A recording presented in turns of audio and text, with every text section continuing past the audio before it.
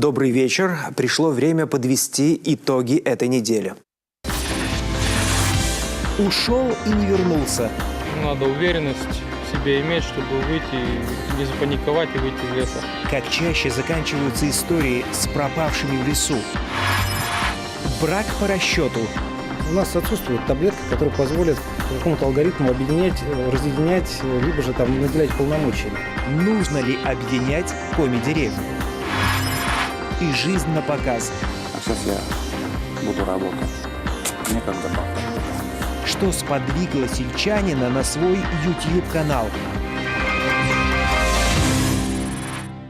Поездка губернатора в Усть-Куломский район, открытие моста в Заозерье, 700 миллионов от российских железных дорог. В начале о самых заметных событиях недели. Слово Татьяне Супряткиной. Новые сельские дома культуры в республике будут строить по определенной модели, умещать под одной крышей и клубы, спортивные секции, и даже поселковую фельдшерскую службу. Об этом в рамках рабочего визита в Усть-Куломский район заявил глава Коми. Первый такой клуб открылся в селе Усть-Нем. Новое здание заменило два ветхих строения – библиотеки и дома культуры, построенного в середине еще прошлого века. На строительство объекта было выделено более 11 миллионов рублей. Это в том числе средства, полученные в рамках социального партнерства с Монди СЛПК. Российские железные дороги уже в этом году инвестируют в развитие путевой инфраструктуры на территории Коми почти 700 миллионов рублей. Об этом Сергею Гапликову заявил начальник Северной железной дороги Валерий Танаев. Уже на следующий год запланирован капитальный ремонт вокзала в Сыктывкаре. Коми расширяет сотрудничество со странами Персидского залива. Очередная встреча постоянного представителя нашей республики при президенте России Григория Саакашвили состоялась в посольстве Кувейта. Чрезвычайный и полномочный посол этой страны выразил интерес к развитию двусторонних связей и получил приглашение посетить Северный край с бизнес-миссией для более детального знакомства. Сразу два поселка Сысольского района на неделе обрели круглогодичную связь с Большой землей. Наплавной мост через реку для жителей Заозерья и Исанева стал долгожданным подарком. Прежняя переправа уже давно отжила свой век, требовала постоянного ремонта. Сейчас же по новому мосту могут передвигаться не только рейсовые автобусы, но и большегрузы. В Республиканском доме дружбы народов отметили полувековой юбилей советско-болгарской дружбы. Отношения между Болгарией и Коми завязались после подписания соглашения о совместных лесозаготовках в Удырском районе, тогда еще Коми АССР. За годы сотрудничества на территории нашей республики побывали более 100 тысяч болгар. Возвращаясь к усть-куломской поездке главы республики, в Усть-Неме губернатор посетил одно из предприятий флагманов района, которое занимается лесопереработкой. Что любопытно, свою продукцию частный предприниматель продает не только в республике, но и вывозит за рубеж. Это один из эпизодов, повествующих об экономическом здоровье лесной отрасли Коми. Максим Васильев продолжит.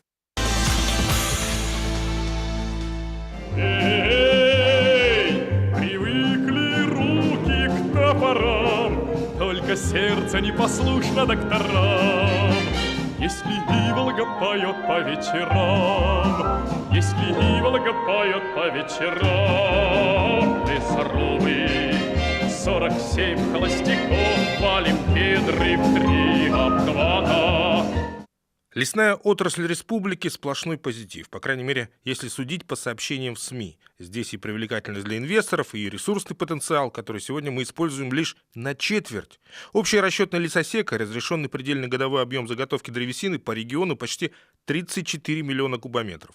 Впрочем, доходы превышают расходы с каждым годом. Лесной фонд Коми сегодня это 73% общей площади республики и половина общего числа всех производств региона. Экономический рост республики для нас главная и основная задача диверсификации и товарно-сырьевой структуры нашей экономики, ну и, конечно же, вопросов, связанных с экспортными поставками. Сегодня мы достаточно активно занимаемся вопросами развития технологий углубленной переработки, как я уже сказал, и в направлении биотехнологии, биоэнергетики, лесохимии. Поэтому честь наших зарубежных партнеров, невзирая ни на какие санкции, с удовольствием к нам приезжают, обсуждают проекты, перспективы, и в том числе отработки современных новейших технологий по глубокой переработке лесных ресурсов. Лесопереработка – главный конек нашей отрасли, главная проектная перспектива. Простой кругляк – товар сегодня не самый рентабельный. Доходность его почти в 4 раза ниже, чем у продуктов лесопереработки. Впрочем, это уже смекнули не только крупные компании, но и частники. Деревообрабатывающее предприятие Николая Игнатова сегодня гордость села Уснем Усть-Куломского района. Его, можно сказать, опора. За полгода здесь заготовили 11 тысяч кубов древесины. Рынки сбыта – Сыктывкар, где у предприятия собственный склад, а с этого года еще и Корея с Китаем. По словам Игнатова, поставлять древесину за границу гораздо выгоднее, чем в Россию. Разница в цене 1 кубометра доски почти 1000 рублей. Особый спрос в Азии на сухую доску. Только в Корею за полгода было отправлено почти 1500 кубометров пиломатериала. В этом году, в том числе благодаря новым контрактам, предприятие обновилось. Появились сушильные камеры, котельная, опилочник, цех по изготовлению погонажа. Это и многое другое обошлось примерно в 60 миллионов. Часть субсидировал муниципалитет, остальное – оборотные средства и кредиты. Теперь необходимо расширять площади делянок. Не хватает лесосек, сырья не хватает по целый год. Если бы сырья хватало, в году можно заготовить готового сырья где-то 12 тысяч кубометров доски. А пиловочника надо 35 тысяч, чтобы на год. А если лесосек, это 50-60 тысяч, если на корню лес. Району Николай Игнатов намерен подарить новые рабочие места. Сегодня у предпринимателя работает больше 100 человек, и уже скоро к ним прибавится еще 30. Причем это не только жители Уснема. Приезжаем сюда, транспорт нас привозит, вечером увозит. Приезжаем каждый день, выходные, как попросишь. Если уж частники прекрасно понимают, что рост доходов напрямую связан с модернизацией, что же говорить о крупных предприятиях? Без переоснащения сегодня на рынке не выжить. И новости оттуда только подтверждают эту мысль. Одно из ведущих лесопромышленных предприятий Коми уже завершило 20-миллиардный проект СТЭП и не менее солидную сумму намерено инвестировать в собственное развитие и дальше. Другое запустило дополнительный цех по глубокой переработке древесины. Его инвестиционный проект по освоению сырьевой базы в Республике Коми уже в числе приоритетных на федеральном уровне. Он рассчитан до 2020 года. Объем капитальных вложений в развитие производственной базы почти 1 миллиард рублей. А это еще 150 новых рабочих мест. Еще одно важное направление – этакий лакомый кусочек для инвесторов – производство биотоплива. Например, в Европе, как мы знаем, принята директива к 2020 году 20% энергии должно вырабатываться из возобновляемых источников, к 30-му 40%. А значит, спрос на экологическое биотопливо будет только расти. Россия – один из главных поставщиков, однако все рынки сбыта требуют наличия сертификатов ФСЦ. Сертификация станет необходимостью для всех пеллетных производств. У нас в регионе все больше таких котельных, но самое парадоксальное, что ни пеллетов, ни брикетов нам, оказывается, просто не хватает. Нехватка, может быть, этих брикетов, пилетов вызвано именно тем, что нужно грамотно выполнять сырьевое планирование. И вот разбирать низкокалорийное топливо, щепа, опилки, высококалорийное древесное топливо, как мы говорим, облагороженное. То есть, когда говорят, от древесных отходов очень много. Как много, какие они по видам разобрать. Но если организовать это производство, то, конечно, выгоды будут очевидны. Несмотря на небольшое снижение внутреннего спроса на деревообработку, прогноз социально-экономического развития Коми неумолим. В лесной отрасли эксперты говорят о положительной динамике и ожидают рост показателей до 4% ежегодно.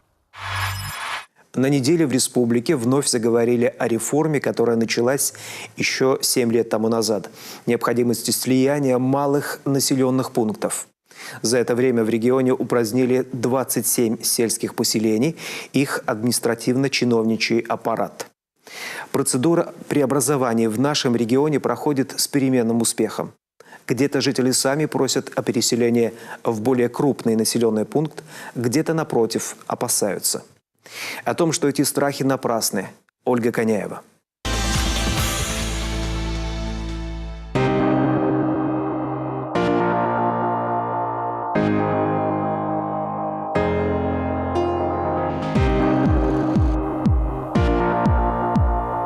Это встреча населения села Кажем Кайгородского района с руководителем республики. Глава поселения Ирина Безносикова рассказывает, как продвигалось строительство по программе переселения из аварийного жилья. Все прошло, между прочим, без сучка и задоринки, в том числе и благодаря активной позиции самой Ирины Альбертовны. Сергей Гапликов тогда отметил, именно такие люди, грамотные и неравнодушные, должны стоять у руля и смогут решать любые проблемы села. Вот и объединение Кажема с соседним населенным пунктом прошло под ее руководством безболезненно. Круг обязанностей стал больше, но тем не менее все равно все решается в рабочем ритме. Никаких-то таких задуманных, надуманных проблем у нас не возникает. Все идет в рабочем порядке. То же самое уличное освещение, те же самые люди, дороги такие же, поддерживаем в рабочем состоянии. Но и общение, и повышение, естественно, культурного уровня населения. Нижний Турунью в прошлом году вошел в состав сельского поселения Кажем. Упразднение администрации на жизни сельчан никак не сказалось. Стало даже лучше, говорят они. Опять же, глава уже объединенного муниципалитета постаралась. Когда объединили нас, она сразу приехала, прошла в каждую квартиру, посмотрела, как мы живем, какие проблемы у нас, что нам нужно. Она обошла. И каждый четверг она приезжает к нам, спрашивает проблемы, какие у нас, и она нам во всем помогает. Если нужна справка, она привозит, мы по телефону связываемся. А нам привозит, если срочно надо, через почту передает. Кроме того, в поселении выбрали старосту, то есть в самом поселке жителям есть к кому обратиться. В Нижнем Турунью около 60 человек. Собрать сельский совет всегда было проблемой. После ликвидации учреждения системы исполнения наказаний многие получили жилищные сертификаты и уехали. Небольших поселений в Кайгородском районе, да и в регионе немало. Причем поселки с населением меньше 100 человек дотационные. Собственные доходы всего до 5%. Все остальное – безвозмездные перечисления, субвенции, субсидии из бюджетов всех уровней. В то же время расходная часть в основном более 70% идет на содержание аппарата администрации сельских поселений. Поэтому у нас остается острый вопрос по объединению поселений, когда более слабое поселение объединяется к более сильному. А потому в условиях дефицита бюджетных средств оптимизация управления – это инструмент с большим потенциалом. Пусть даже его применение пока не до конца отрегулировано. При бюджете в 2 миллиона в год сельского поселения 1 800 000 уходит на зарплату, соответственно, аппарату. То есть, по факту, весь бюджет у нас идет не на решение вопросов местного значения, а на выплату зарплаты чиновников. Ну, конечно, это неэффективно. Проще, чтобы вместо администрации сельского поселения был просто представитель от, соответственно, района, который будет также решать вопросы жителей, и они будут приходить уже не к главе муниципального образования, который получает достаточно большую зарплату, а к сотруднику, соответственно, территориального отдела, который имеет все те же самые полномочия и будет также представлять интересы, соответственно, жителя. Большое количество муниципальных образований в регионе и стране со своими полномочиями и обязательствами – это итог реформы местного самоуправления 2006 года. Тогда при разграничении территорий и присвоении статусов экономические факторы не учитывали, что и породило множество финансово несостоятельных муниципалитетов. А потому 7 лет назад поселки начали объединяться. Сейчас в Коми 151 сельское поселение. Объединение сельских поселений мы рассматриваем через призму того, надо ли это самому народу, какая польза будет. Поэтому провели сходы граждан. И те сходы граждан, которые мы проводили, например, в населенном пункте Бельваш, который относилось сельское поселение Вармас, мы приехали, и первый вопрос, который задали нам жители, когда вы нас объедините к Ноши. То есть жители сами желали объединиться и быть более укрупненными. Поэтому в 2016 году из 5 сельских поселений мы объединили 5 сельских поселений в 2. Из 16 у нас получилось, что на территории действует 13 сельских поселений. Есть и примеры неудавшихся преобразований. В том же Кайгородском районе, например, жители поселения Ком отказались объединиться с кузьёльцами. Глава района считает, что причина в недостаточной разъяснительной работе с населением. Вся экономия от расходов на содержание аппарата управления пойдет на благоустройство этих же населенных пунктов. Поэтому я считаю, что население не проигрывает, а выигрывает в этой ситуации. В Сысольском районе реформу местного самоуправления обдумывают уже 2 года. Структура муниципалитета – это несколько кустов сельских поселений. И объединять есть что во всех направлениях. Из 3 вариантов пока остановились на Гакшире и Палаузе. Экономию просчитали, но впереди еще общественные слушания. Люди не останутся без внимания, потому что вместо упраздняемой администрации сельского поселения будет обязательно специалист, находиться там или выезжать туда с той периодичностью, которая будет необходима. Потому что самые главные сегодня вопросы – это какие-либо справки, это нотариальные действия, которые необходимо через нотариуса делать. В этом плане мы не только можем специалистам сельской администрации ограничиться, но и разговаривать с МФЦ о выделении какого-либо дня для выезда специалиста МФЦ, который сегодня может оказывать гораздо более широкий спектр услуг, чем специалист администрации. Вуктыл к статусу городской округ шел 3 года. На референдуме 77% населения проголосовали «за». Сегодня у всей территории консолидированный бюджет и 1 руководитель. У него, конечно, больше работы, как и у всей администрации округа, но тут уж и контроль более жесткий, и решение проблем оперативное. На чужие плечи не переложишь. И инвестиционная привлекательность выросла сразу у всех 11 поселений. В округе на 50 чиновников и в 4 раза меньше депутатов. Отсюда и сокращение расходов. На местах за небольшую плату работают старосты, помогают и населению, и руководителю Вуктыла. Со стороны населения не поступило ни одной жалобы. То есть на сегодняшний день, если люди хотят регистрировать брак, они все равно едут в административный центр. Если речь идет о рождении либо же смерти, то, естественно, это все равно в районной больнице на, соответственно, территории города Вуктыл, а не в сельской территории. Поэтому на сегодняшний день данные услуги, как и не были до этого востребованы на уровне поселения, так и сейчас не доставляют каких-то неприятностей. Экономия бюджета ощутима не сразу. Сокращенным сотрудникам полгода нужно выплачивать пособия, переоформление имущества тоже расходы. Поэтому руководители на местах все тщательно просчитывают. Потом долго работают с населением, а потому быстро такие вопросы не решаются. И в ближайшие годы массовых преобразований не будет. Первоочередная задача сегодня – сформировать определенную стратегию по оптимизации работы сельских поселений. Сейчас минута рекламы, после которой мы продолжим. В Ухте отремонтируют сразу 4 памятника. Реконструкция стала возможной благодаря участию городской управы в конкурсе социальных и культурных проектов компании «Лукойл». Ухтинская инициатива одержала победу в номинации «Духовность и культура». О том, что после этого изменится, в деталях поведает Любовь Лапина. Вот так сейчас в Ухте выглядит памятник вождю мирового пролетариата. Изваяние Владимира Ильича Ленина возвышается над постаментом на Первомайской площади. Это самое сердце жемчужины Севера. Созданием этого монумента занимался известный советский скульптор Михаил Менезер, а также ухтинские архитекторы Николай Жижемонтов и Павел Мурзин. Памятник здесь был установлен еще в 1960 году. Спустя 45 лет его состояние было признано критическим. Провели реконструкцию. В то время все за счет городской казны. Все трещины тогда запаяли, полностью переделали основание и постамент. Но годы идут. Ветра и дожди делают свое дело. Раствор между плитами со временем начал разрушаться. И тут на помощь как раз и пришли грантовые средства «Лукойла».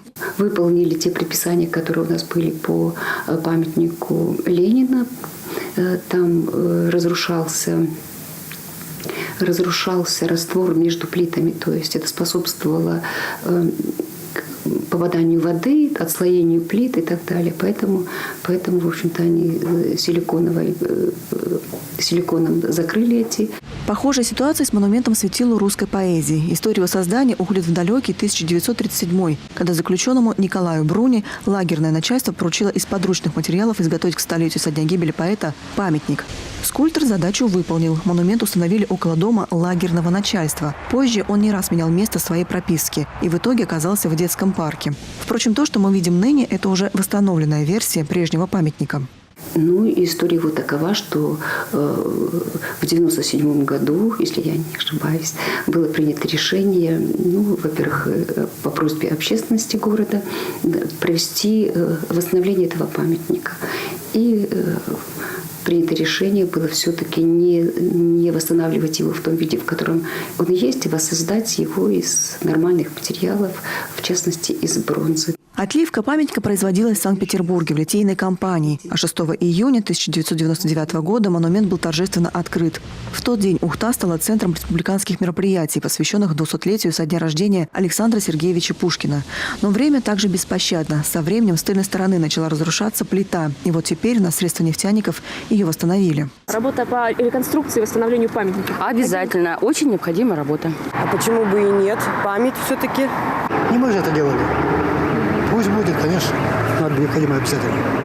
Работы ведутся и на памятнике жертвам политических репрессий. Здесь предстоит обновить штукатурку. С годами она достаточно сильно обвалилась. Пока из-за погодных условий работы временно приостановлены, как и на памятном знаке у скважины номер 5. Именно здесь 25 октября 1930 года скважиной номер 5 была открыта первое на севере нефтяное месторождение. И впервые в России промышленная нефть получена из дивонских отложений. Теперь памятный знак будет отремонтирован. В порядок приведут парапет и сам куб. Печально закончились поиски одной из женщин, потерявшейся в Выжимском лесу. В понедельник ее нашли мертвой. Вообще, с началом грибного сезона спасатели уже провели 147 таких поисковых операций. Говорят, значительно меньше, чем в урожайные на грибы и ягоды годы. В 2015-м, к примеру, заблудилось более 300 человек. Простые правила, которые никак не усвоят любители тихой охоты. В материале Таисии Жаковой.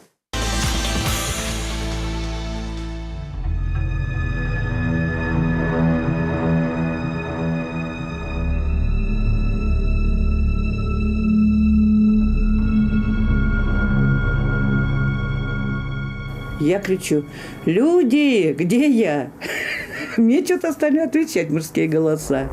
О том, что случилось 5 лет назад, сейчас Тамара Олейник вспоминает с улыбкой. Говорит, мир не без добрых людей. Именно случайные попутчики помогли ей выбраться из леса.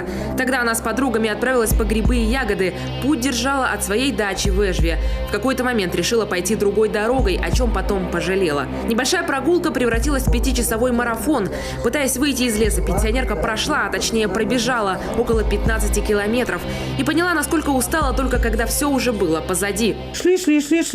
Ну, наверное, минут 40-50-то мы шли. Ну, около часа, да, минут 40-50. И тропинка поперек высоковольтки идет. Они говорят, вон кедр. Я смотрю, эти дома. Но, думаю, слава тебе, Господи, дошли. И пока мы эту полосу перешли, я уже 4 раза упала. До того я уже расслабилась, до того у меня уже ноги ослабли, что я уже дома, что мне уже все, ерунда осталась. Теряются в лесу не только пожилые люди. Ольга Вишератина в лесном плену оказалась чуть больше года назад.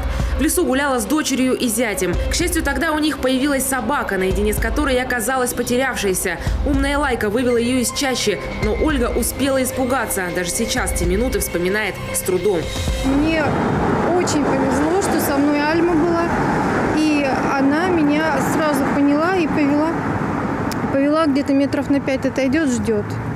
Вот. Дальше отойдет, ждет. Причем она пошла туда, куда бы я точно не пошла.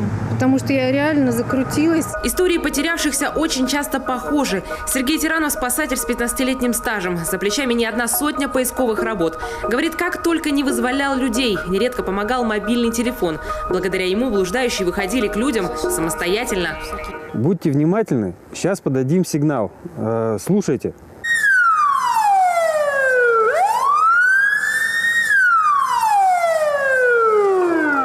Помогает и так называемый биллинг. Практикуют такой способ в Коме около 3 лет. Спасли уже примерно 7 человек. Человек, если потерялся в лесу, у него последняя связь откуда-то была, мы обращаемся к сотовому оператору через наших оперативных, и они уже вычисляют, с какой вышки была связь и какой сектор. Тем самым нам дает угол и дальность, где человек потерялся. Но здесь главное условие – телефон должен работать и ловить сигнал, с чем в тайге бывают проблемы. Так что дедовские способы никто не отменял. Первое правило использования GPS прописано у них в правилах, что GPS можно использовать как вспомогательное оборудование, обязательно. На первом месте будет карта и компас. То есть не надейтесь на GPS. Это электроника, это гаджет, села батарейка, все. Как бы и вы остались в лесу, и потом будете думать. Обязательный набор, который должен иметь при себе уходящий в лес компас, нож и спички. Необходимо брать и запасную одежду. Кстати, одеваться нужно как можно ярче. Вот как обычно выглядят грибники. А ведь заметить человека в хаке крайне сложно даже вблизи. Яркая амуниция, напротив, видна издалека. Если вы потерялись, не паникуйте и попытайтесь сориентироваться, например, по солнцу. Утром оно на востоке, а вечером на западе. Ну, а если солнца нет, как сейчас, найдите хоть какую-нибудь тропинку. Она обязательно выведет вас из чащи.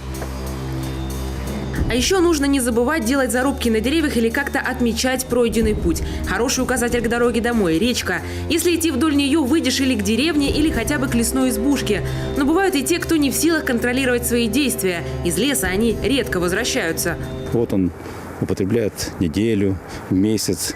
Потом вдруг решит завязать, как в народе говорят.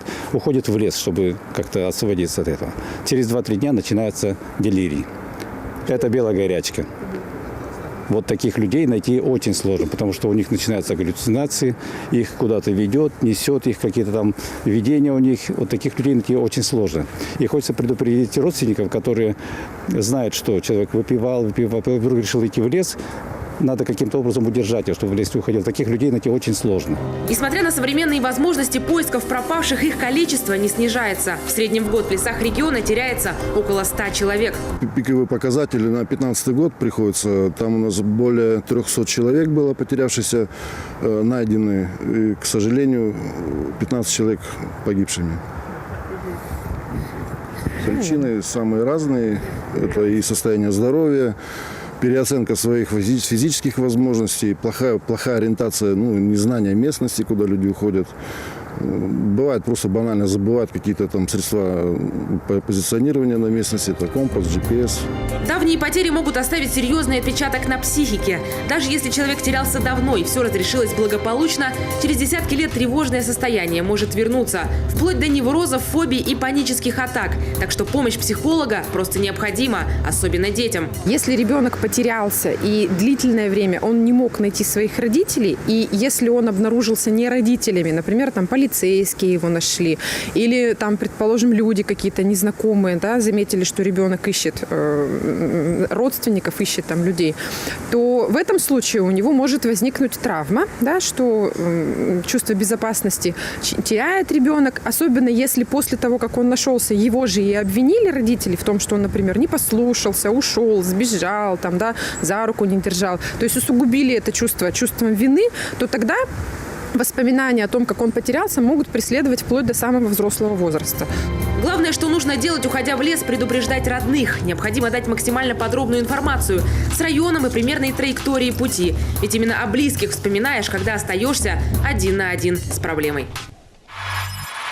Еще 39 населенных пунктов республики обеспечены интернетом и мобильной связью в рамках программы, которая предполагает проведение связи в удаленной деревне. Используют сельчане эти интернет-возможности по-разному. Кто-то даже открывает свои каналы на популярном видеохостинге YouTube. И не для того, чтобы показать всему миру свои таланты, а просто, чтобы рассказать о своей деревенской жизни. Виктория Палкина об одном таком опыте. В кадре его нет, слышен только голос. Впрочем, уже с первых минут просмотра в голове складывается его образ. Простой деревенский житель, который простым языком рассказывает о себе, своем селе, заботах, успехах и неудачах. В общем, о житейском. Никакого пафоса, показухи и придуманных историй. И снова, ребята, я у реки. Смотрите, какой прикид у меня сегодня. Бушлат и плащ. На улице дождь уже пару дней, наверное, идет. Вчера где-то сутки непрерывно поливал. Месячная норма, наверное, выпала. И сегодня пришел к речке, чтобы показать, какой уровень воды у нас. Житель Карткиросской Нивширы свой канал на Ютубе зарегистрировал еще в 2013-м. Постигать тонкости интернета отцу 2 детей помогал старший сын. Сегодня 42-летний Олег Михайлов признается, поначалу было сложно. Толком не умел ни снимать, ни монтировать. А потом ничего, втянулся. Даже камеру новую приобрел. О своих покупках автор канала «На природе в коме» тоже активно рассказывает. Впрочем, как и о кулинарных способностях. Например, полезные советы, как фаршировать блины, набрали почти 500 просмотров. сейчас пару штук взял с собой и сытый. Как аккуратно все. Кстати, именно любовь к лесу привела Олега Михайлова на просторы интернета. Первоначально канал на Ютубе он запускал как один большой рассказ об охоте и рыбалке. Грубо говоря, я поехал 4:15, 4:20, наверное. Пока завел там мотоцикл, поехал, что-то капризничает. Я уже, у меня на мотике, в баке, ветер такой, в баке, я не знаю, лет 3, наверное, или 4 уже, наверное, но лет 3 точно бензин там. И я не сливал оттуда старый бензин. Но со временем пользователям стало скучно смотреть истории из Северной тайги, и житель Коми запустил серию «Будни в деревне». Теперь все подписчики могут узнать, как правильно сажать картошку, строить гараж, чинить УАЗик. А еще Олег Михайлов – главный народный репортер на селе. Вот и первый конкурс косарей не остался без его внимания. Отправляемся на мероприятие первый раз в нашем селе. Именно такие народные ролики вызывают волну положительных комментариев. Мама родом из Коми, ей нравятся ваши ролики, да и я смотрю рыбалку и охоту. Удачи вам! Очень благодарю за видео. Спасибо, что популяризируете республику на просторах Ютуба. Тут так мало видео о нашем крае. Таких гуляний еще не приходилось видеть. Интересно, как все прошло. Однозначно лайк. Звездной болезнью Олег Михайлов не страдает, но именно ради таких комментариев и продвигает свой канал на Ютубе. А еще мечтает порыбачить в Сибири, добраться до Енисея. Правда, уверен, по нашим дорогам доехать туда быстро точно не получится. Вот такая дорога на сегодняшний день. Одни лужи, ямы и грязь. Почти 2000 подписчиков. Обновления как минимум 2 раза в неделю. Правда, скорость интернета в Нившере диктует свои правила. Загружать получается только 30-минутные ролики. И то на это уходит почти целый день. Но это уже технический вопрос, говорит Олег Михайлов. Главное, благодаря его каналу люди больше узнают про его родной и такой красивый северный край. А сейчас уже надо обратно идти домой. Всем пока и до новых встреч на природе в Коми. Сразу после нас Виталий Шахов с авторской рубрикой «Проще говоря». А я прощаюсь с вами. До встречи в эфире.